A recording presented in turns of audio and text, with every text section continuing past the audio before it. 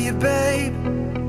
I love you the same this whole time. So tell me, what's on your mind? And I'm not here to hear you say you're fine.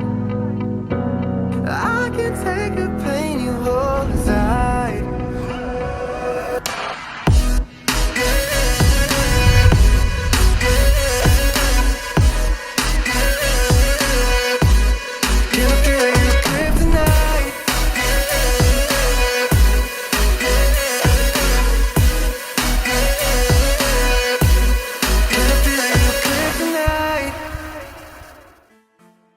How's it going, everyone? In today's video, I'll be showing you how to get smooth cinematic shots with your smartphone using the...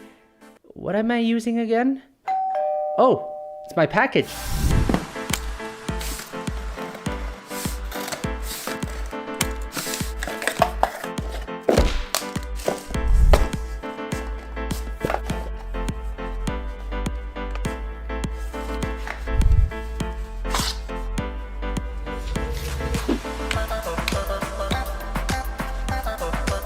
Yes, the MOZA Mini MX. If you want to get smooth cinematic footage with your smartphone, then having a gimbal is really important because you generally don't want shaky footage unless it supports the story you are trying to tell.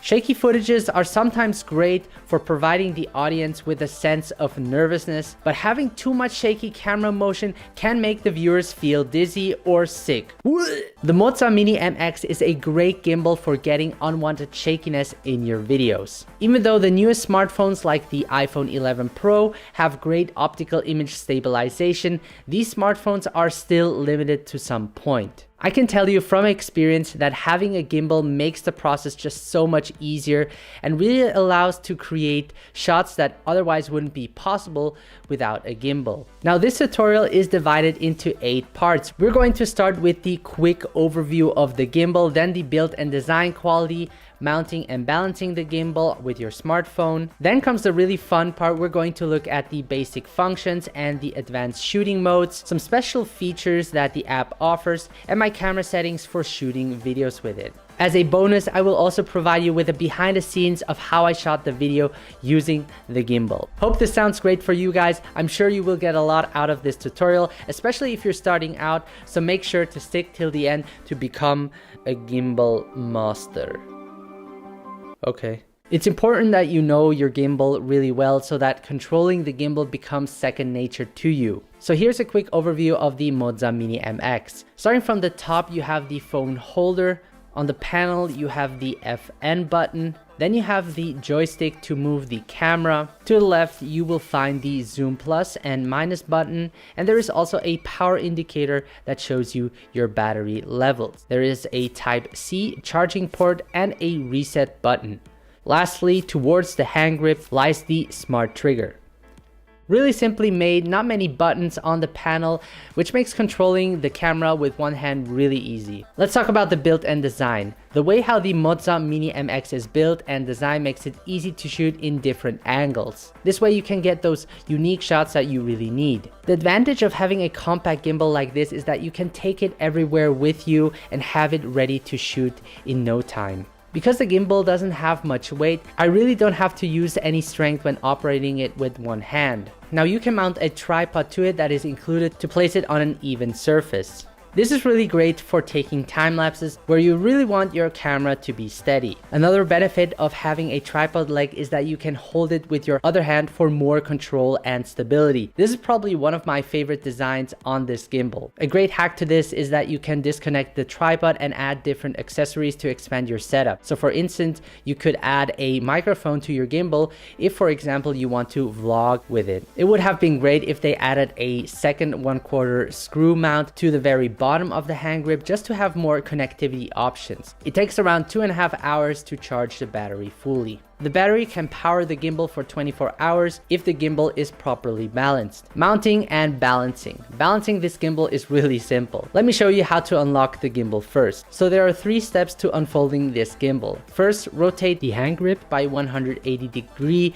counterclockwise, then rotate the tilt motor and phone holder clockwise. You should be hearing a clicking sound. Then place your smartphone in the phone holder with the camera facing outwards. and adjust it so that your smartphone is leveled. Alright, so this is going to be fun. Let's move on to the basic button functions. By long pressing the FN button, you can turn the gimbal on and off. When powered on, you can single press the FN button to start and stop recording. Double pressing it will switch to video mode and photo mode. Here's a quick note. With the controls on the gimbal, you can use your smartphone's standard camera to take photos and record videos. However, if you want to take full advantage of the gimbal's feature, I recommend using the MOZA Genie app, which we'll get into later. With the zoom plus and minus, you can simply zoom in and out. Double clicking on either of one of them will automatically zoom in or out. Then we have the smart trigger. If you click and hold the trigger, it will enable all lock mode. Double clicking will recenter and exit the current mode you're in. Triple clicking it will switch between the rear and front facing camera. Okay, let's get into the intelligent shooting modes. In order to get access to all of the features that the MOZA Mini MX has, you will need to download the MOZA Genie app. Once you did that, you can connect your smartphone with the app via Bluetooth. Now this gimbal offers a lot of great features that can be really helpful for getting creative shots. Now let's quickly look at those different modes. Let's look at the pan tilt follow mode. By single pressing the zoom plus,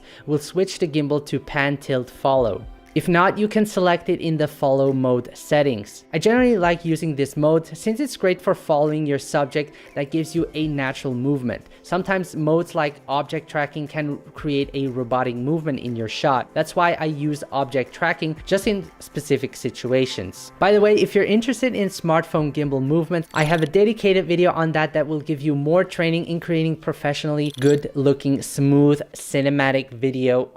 With the object tracking mode, you can simply select a subject or object to track so that it stays in focus all the time. Especially with moving subjects, this can be very useful at times. There's also a face recognition mode that I find really awesome that tracks the subject intelligently. You can activate that by clicking the smart trigger once and it will look for the face to track. This can be useful for mobile vloggers that will help them stay in focus continuously. FPV mode. By single pressing on a zoom, you will enter FPV mode, allowing your smartphone to create a roll follow motion. Inception mode. Now this effect is super cool. This will allow the lens to rotate and give the scene a feel of changing space and atmosphere. To do so, simply press the zoom minus or switch to FPV mode, then move the joystick left or right to rotate the roll axis. A really unique kind of way to tell your story. Sport gear mode. If you have a fast moving subject, then enabling sport gear mode is a great option. This way your gimbal will respond quicker to the action. Also with tracking enabled, the gimbal does a great job of responding quickly.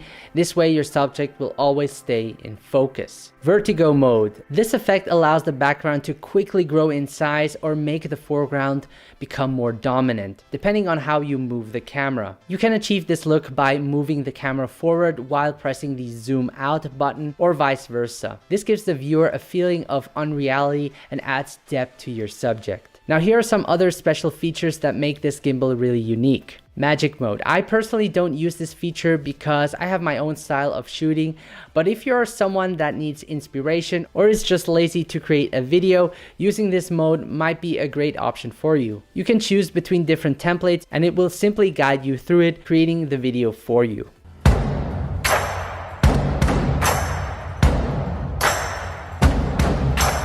Smart gesture control. If you shoot videos by yourself, then having the smart gesture control can be very useful. This feature allows you to make a simple hand gesture to tell your video to either start or stop recording or take a picture. So to start recording, I simply show the camera 2 fingers, and to stop, I hold up all of my fingers and close it. Portrait and landscape mode. By triple pressing the power button, the gimbal will allow you to switch between portrait and landscape mode.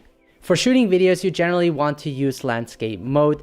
The only reason I would use portrait mode if I would make a story for Instagram. Editing and sharing. Last but not least, you're able to edit all of your videos in the MOZA Genie app. This is really great if you need to edit on the go or need to create simple edits.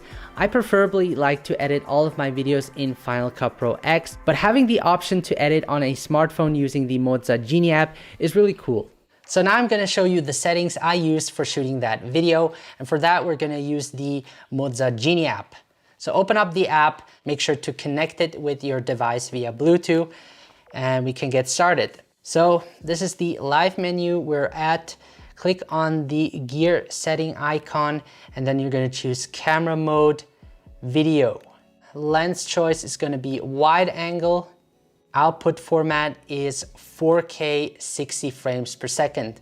And the reason I choose 4K is because it gives me the highest resolution, and I can always crop in post if I want to. And 60 frames just allows me to capture everything also in slow motion, because I do like that buttery, smooth slow motion that 60 frame produces. But if you don't have 4K, you can also go with 1080p, 60 frames per second, that works too. All right, let's go back. You also have flash, you can also put on the flashlight as you can see, but we're not gonna need that. Now, if you're using a smartphone on a gimbal, I recommend turning your image stabilization off on the camera because you don't want it to interact with your gimbal. So leave that off.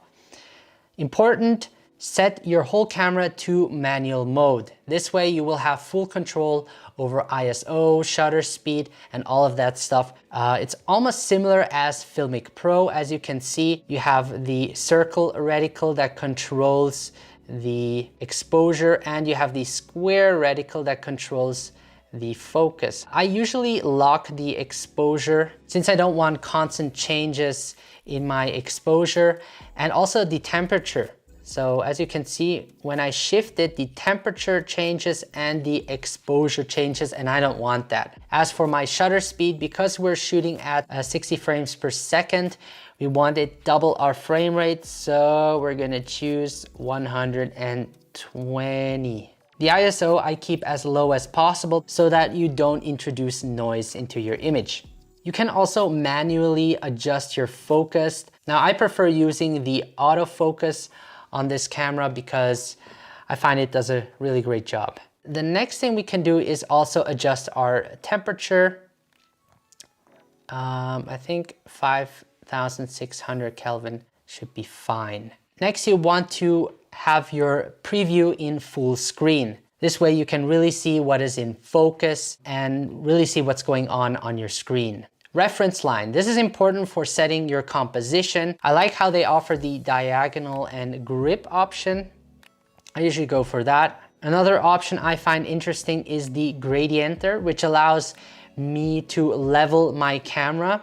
As you can see, when I move it, the gradienter changes. So this way I know that I'm leveled. You know, it's a great little feature, but I don't think I will ever look at it while shooting. So yeah, these are basically the settings I use, and let's take this baby out. So we're here outside in beautiful Zurich, and I brought my friend with me, George. So if you don't know who George is, he also has a YouTube channel, but he's not that active. He's a very shy guy, but I hope through this video, no, I don't know what I'm saying. He's gonna help me out, do the B-rolls, but also be the subject in the video. So we're gonna test out the MOZA Mini MX so that you guys can see how this performs.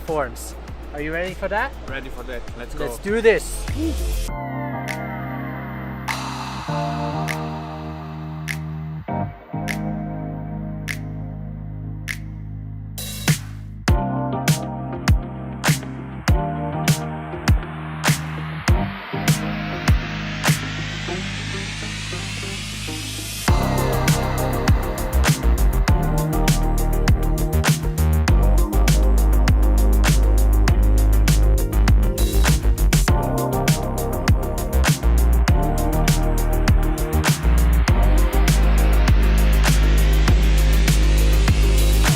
So the MOZA Mini MX is priced at 89 bucks, which is really an affordable price for what you get. Overall, I had a great experience operating this gimbal. I had a lot of fun shooting with it, and it's just great to have a featured pack gimbal that is small and capable of shooting smooth cinematic video. Now, it does take practice using this gimbal and knowing all of the features, but once it becomes second nature to you, you can really get great video results with it. Let me know in the comments what you think of the MOZA Mini MX. If you like this video, please leave a thumbs up, and if you haven't subscribed to my channel, please do so that I can keep creating awesome videos for you guys. Follow me on Instagram at Benett Graezer, and if you want to learn more about mobile filmmaking, I got you covered. Go check out these 2 videos right here that will instantly help you create stunning mobile videos. Thank you so much for watching. Have a great day and stay creative, and I will see you in the next video.